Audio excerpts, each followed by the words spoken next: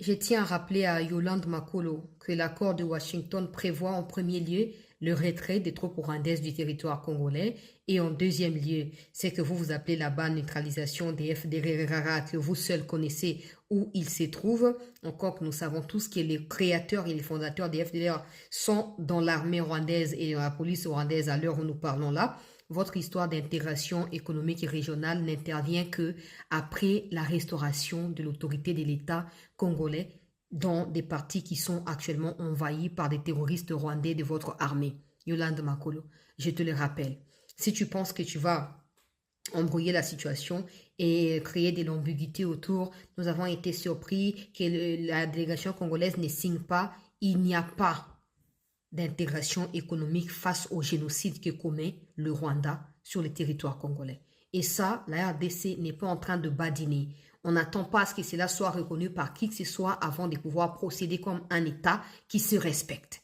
Yolande Makolo, tu n'as qu'à rapatrier tes troupes au Rwanda et tu verras que la suite va s'accélérer encore, que ça dépendra de la disponibilité et de l'acceptabilité de la RDC. Est-ce que nous sommes d'accord à coopérer économiquement avec vous? Je doute. Et Kagame le sait. Et c'est que Yolande Makolo, tu ne sais pas, peut-être tu n'as pas bien compris ta communication qui vient de toi malheureusement. C'est que quand vous parlez de l'intégration économique, là où il faut d'abord commencer par les retraits des troupes rwandaises qui génocident tout un peuple chez lui au Congo ici, vous êtes en train de confirmer ce que la RDC a toujours dit, c'est que notre chef de l'État a toujours dit la guerre pour des gains économiques. D'abord, c'était les FDLR, après c'est devenu des Tutsis. Après, non, des terres. Maintenant, c'est devenu l'intégration économique. Vous revenez à la raison. Vous affirmez que vous tuez les Congolais, vous échangez des vies humaines, que vous tuez, que vous exterminez pour des gains économiques. Mais ça ne restera pas comme ça. Ça ne restera pas comme ça. Et moi, j'appelle le Congolais à la vigilance. L'accord de Washington du 27 juin 2025 est très clair. Premier point, retrait des troupes rwandaises. Tant que ça ne sera pas fait, tant que sur le terrain, il n'y aura pas des évidences, des avancées significatives, le reste ne restera que lettre morte. Eh bien, c'est comme ça. C'est comme ça. Soutien total au chef de l'État, soutien total à nos institutions. Et à Makenga qui s'hazarde à dire « Ouais, on va faire partie de Tshisekedi comme il ne veut pas signer l'intégration régionale. » Mais l'accord de Washington ne concerne pas les M23, c'est ce que vous disiez, non? Pourquoi vous en faites maintenant une raison? Depuis Banda Wolobana Bananga, na on a chassé na mars beaucoup maraté. Nous sommes plus en 97. Encore que Nanga n'a même pas un quart de la crédibilité qu'avait Laurent Désiré Kabila à l'époque. Nanga lui-même est déjà éjecté du mouvement. Toi, Makenga, tu es également moribond en te voyant juste comme ça. Les Congolais ne vont plus laisser leur pays partir sous les jougs du Rwanda. C'est terminé. C'est terminé. Pas seulement que nous allons nous battre pour la reconnaissance de notre génocide que vous avez commis et donc vous serez devant la justice les moments venus, mais on ne peut plus vous laisser nous tuer comme des animaux comme ça. C'est terminé.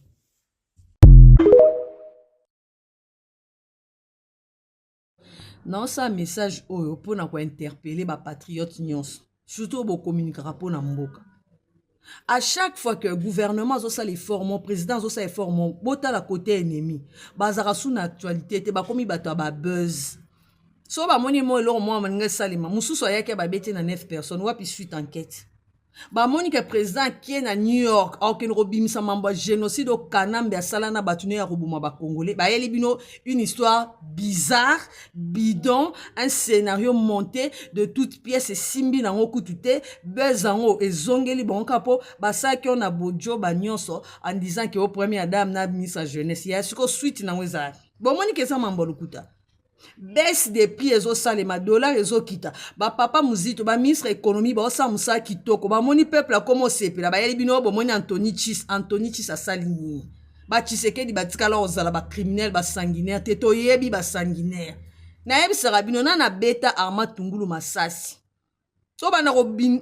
À chaque fois que vous avez un bon moniteur au mususo ya Jean-Marie Kassamba ya wa ya l'obéissance en français. Tant on a contré likamona ba yena likamo Anthony. Lokwa bo yena likamo Anthony no ke kokundo ela bino batu ba boma batu.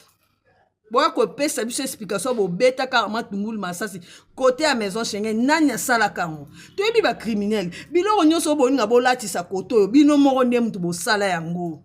Bande de criminels, de sorciers.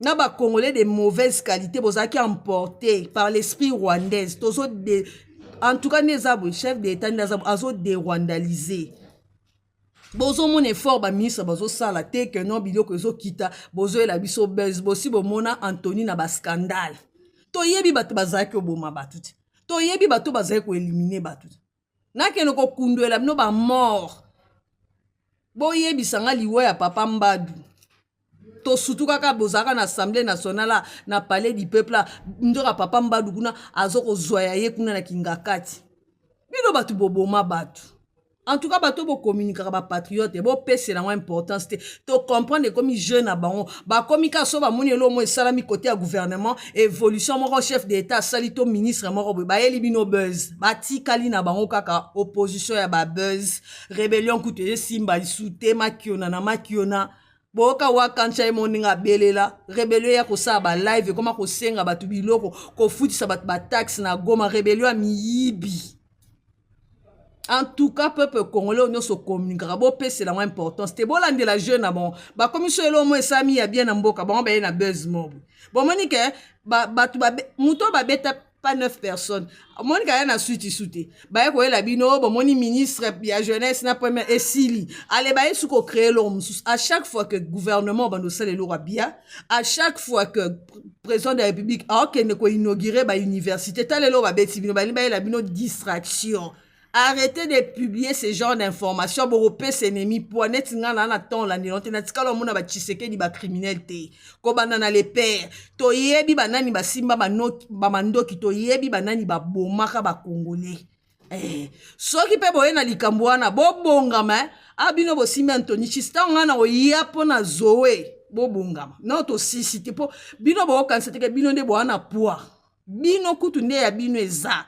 Archive ça. Soki bo continuer na likamo nazo bimiselo romoke ko panza bino nyonso surtout Kabili. Ainsi nous na ba archive bola na mino pongi. Po bino moni ko distraire peuple a besoin mona biloko ekita banzele tongama pour la première fois batombujima iba moni université kanamba zaki wa mbongo ya miba.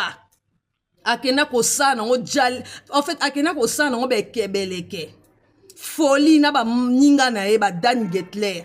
Bino boye bien ngote ke miba mutako esango za kanambi alaka bino ba autoroute akotongela bino banzela ba école za wapi soki gouvernement na ba papa muzito na ba ministre économie ba selo kwa kitoko bali ba yela biso distraction tala anti neza na tolito sala opération na so ba yebo beti ba information na bango kara bo calculer ba base na monte bo ti quand même ko partager on bo pesa bon poité na mboka o Congola sa yebi qui est sanguinaire.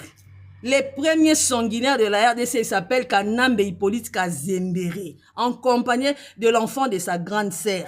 Pozoa Zaramwana Dada, Aramwana Muzete. Soki bino bozo ya toya. Poto ana besoin beaucoup évoluer. Tala rocade nde basalian. Bozo lobela ngota. Dollar ezo kita, moi lo se komo kita. Bozo kolobela ote bozo ya koyela biso yaya.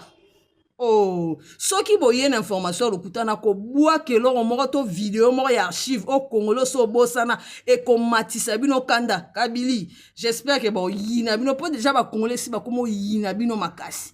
Matata ponyo ngana yebisa ko kaka yaka ko pesa biso mbongo ya 1000 écoles.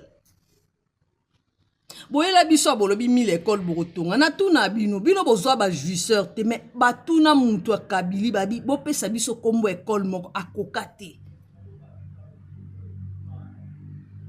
Dans des biloko ekita boye bat ba komo sala musala ba congolais consciencieux ba ministre économie ba papa muzito ba bité ba sala pona mboka bino bo sepetelo ko bino bo faillir bande des incompétents yemoko il était venu avec des bottes en caoutchouc si ça je n'ai pas eu 15 ba collaborateur ndika tanga wapi bino ti bo mona ka bana yana Félix Tshisekedi bo mona ba ba scandale.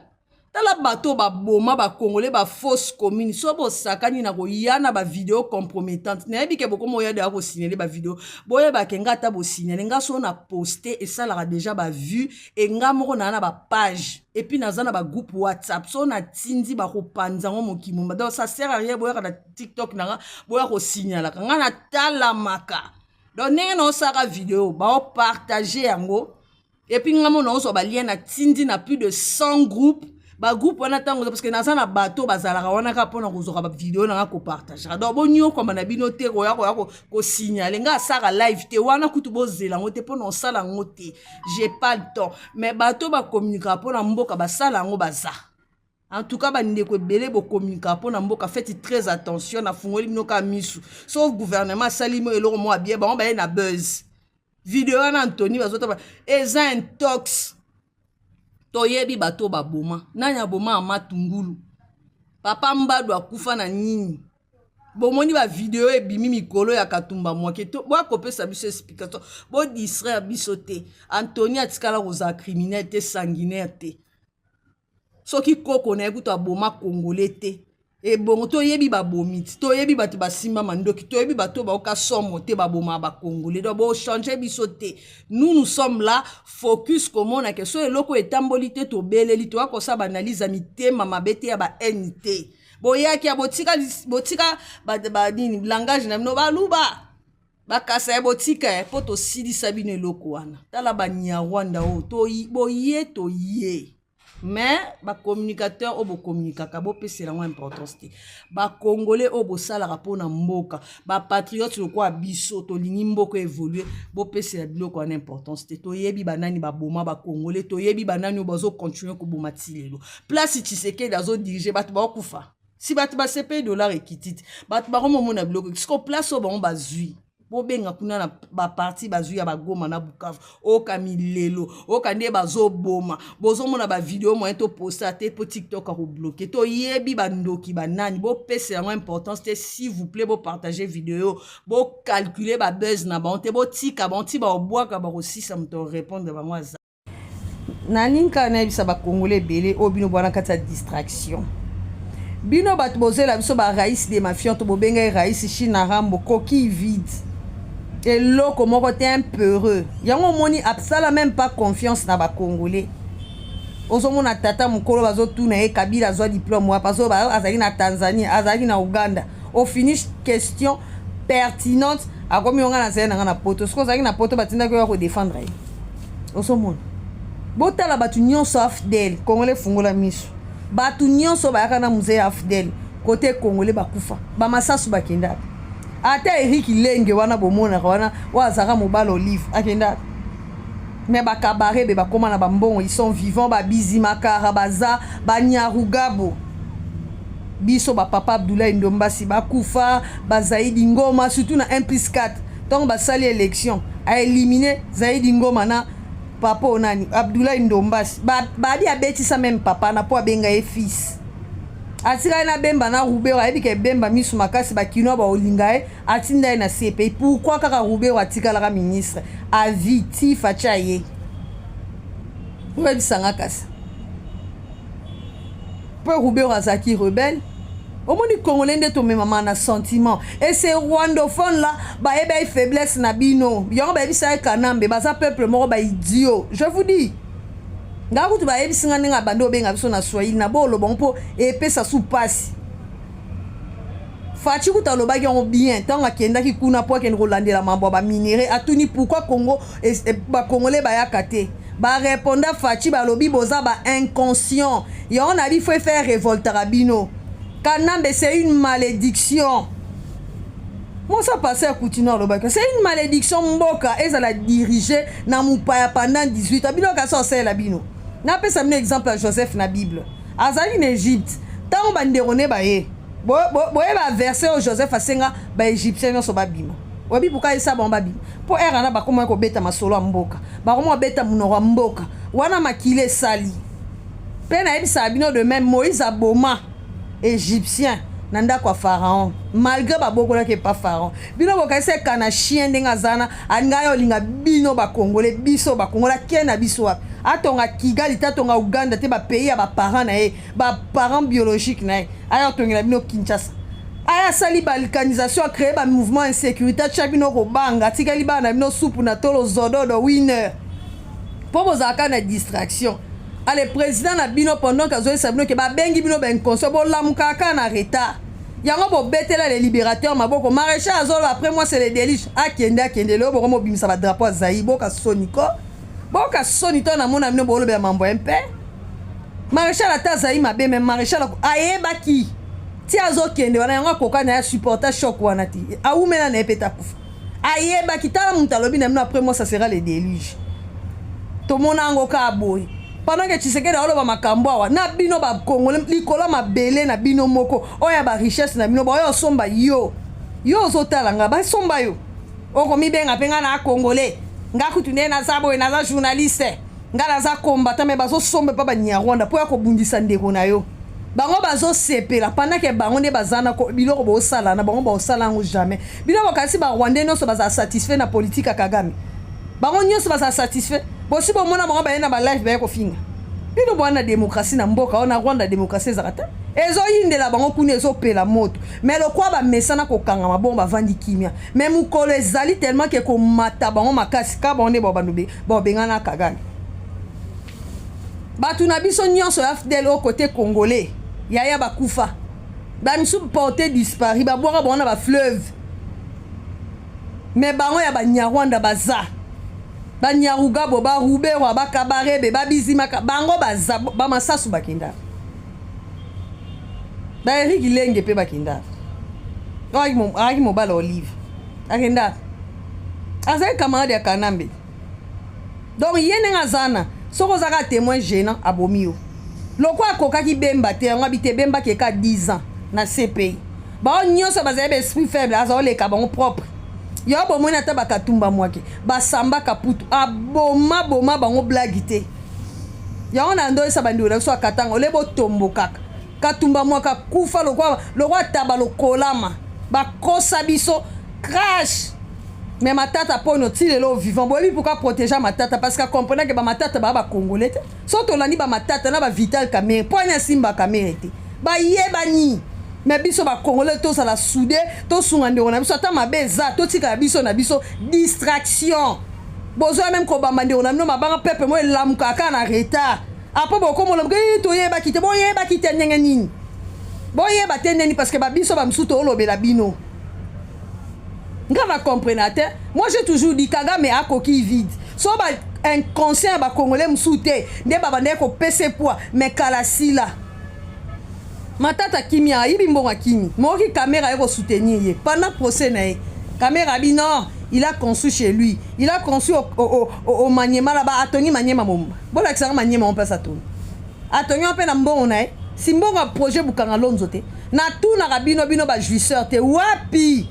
1000 écoles, bolakaka bana 1000 écoles. Mata moko botonga te. Ata EP1 bosala te. Bobimisa ba mbongo bosale loro te. Bino ba jouisseur te. Bino mbongo bano matse pa nzambe. Bobi nzambe zwa ngoyo. Archange Michael zola nzambe. Pendant que ba matata bazotonga na bamboka na bon na ba Burundi kuna ba tongi na ba Tanzanie kuna na ba Rwanda na ba Uganda. Yo vandi yo Congolais. Obetela ba maboko. Bino bakasi Mobutu alobe dirigeant ya point parce que yeba déjà que bon mais nos système morobo Mouze malgré tout il s'est racheté en retard ba Nyarwanda ba limbisa te na bino ba dozo liaka ba mbongo na bo yeba ke bo livre mena ba kanambe ba limbisa ka te boko simba ba lolemo na maboko boy po ba samba te magaza mboka eza mbongo uti na mboka na biso mais baza ba to vengeance ba to rancune baza ba haineux. Parce que bon, on a ma belleté, on a semer des ordres. Ben, il peut congolais facilement à cause de la panzana. Na égal, na ye olive lemba saka na tuna bino. Mukoni asa kitsa piodi na bona nemo. Bato baso sa négal, ba no futa ba comme. Pendant que olive lemba do futa ba taxe. Pendant 18 ans futa taxe. Aboma orgama na boma mambwe là. Akena ko boma même na boma kuna port a boma kufa gome nini pardon boma. Boma comme Ukraine. Yem talobi azamu yombe pourquoi ko bomé pa na bino bon mona tike bato na nyonso baza suspect ba ya ba soma na ba famille ba soma na ba province po bima lokwa ndeko na bango yo na mboka tata na ko bebisa na village ya maman na ko bebisa talaka Olive aki obebisa pa ba papa ngoya e soi-disant na zumbongo bela ke ko chana este kuna yango bomoni papa monda ntemba zena raison bango wana bazo inculquer bana ba que gome zara ya bango kuna na Rwanda yango bomoni ba investissa mingi si ba sengi bino 8 ans donc ba kene ko ba mamba 8 ans point ba évêque na bango ya ba Rwanda babi bango ba investir mingi ba investir na nini mboka na bango minéraux bango ba investir na gome za ya biso te alors yo kongolo lo fungola misu bazo sabino ba makam oso la lisaka misu raïs de mafioto atiki nini apa winner na zodoro bana bino nyoso ba bebia éducation civique et morale longoli bana bino basaka na bo mototé ba ko tamba ko taba bana moko très impoli bozo mona un peu makamba en tout cas to fungola misu to fungola misu biso da to konjo ko fungolela bino misu to ko lemba te ko sala veille ma belo ya